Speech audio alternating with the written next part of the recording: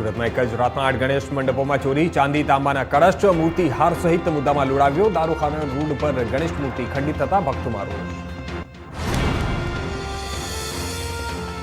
ભાદરવી પૂનમ મહામેળો ગબ્બર ખાતે માનવ મહેરામણ, અખંડ જ્યોત દર્શન માટે ગબ્બર પર્વત પર ઉમટ્યા માઈ ભક્તો. ભક્તિ, શક્તિ અને આસ્થા સાથે ગુંજી ઉઠ્યું ગબ્બર પર્વત.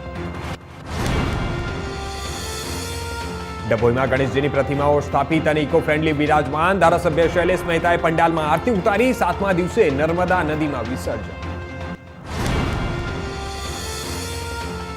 નયનની હત્યા મુદ્દે સૌથી મોટો ખુલાસો. નયન 12:53 ગંભીર ઇજાથી શાળામાં પ્રવેશ્યો. માતા અને અન્ય મહિલાઓ તેને હોસ્પિટલ લઈ ગયા. સીસીટીવી ફૂટેજ ઘટનાની વિગત સામે લાવી.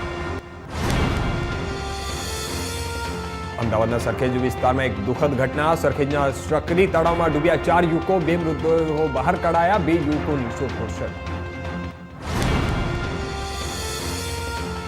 રાજકોટ જિલ્લા શિક્ષણ અધિકારીએ 8 શાળાઓમાં પર માર્યા તાળા. શાળાઓમાં વિદ્યાર્થીઓ હાજર ન હતા. ગોંડલ, ધોરાજી, જસદણ અને રાજકોટની શાળાઓની માન્યતા રદ.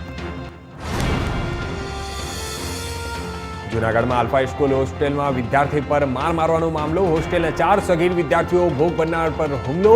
વિડીયો સોશિયલ મીડિયા પર વાયરલ. તપાસની ધોરાજી તાલુકાના મોતી મારડ ગામે આપની સભા. ભાજપના ગઢમાં આપની એન્ટ્રી. મેદાની ઉમટી તોફાન. કામરેજ ગ્રામસભામાં હંગામો. લોકો રોષિત. પૂર, રખડતા ઢોર અને પાણી ભરાવાનો મામલો ચર્ચામાં. જાફરાબાદમાં ચેકડેમની બાજુમાં માનવ કંકાળ મળ્યો. પોલીસ ઘટના સ્થળે પહોંચી તપાસ હાથ ધરી. કંકાલ ફોરેન્સિક રિપોર્ટ માટે મોકલાયો.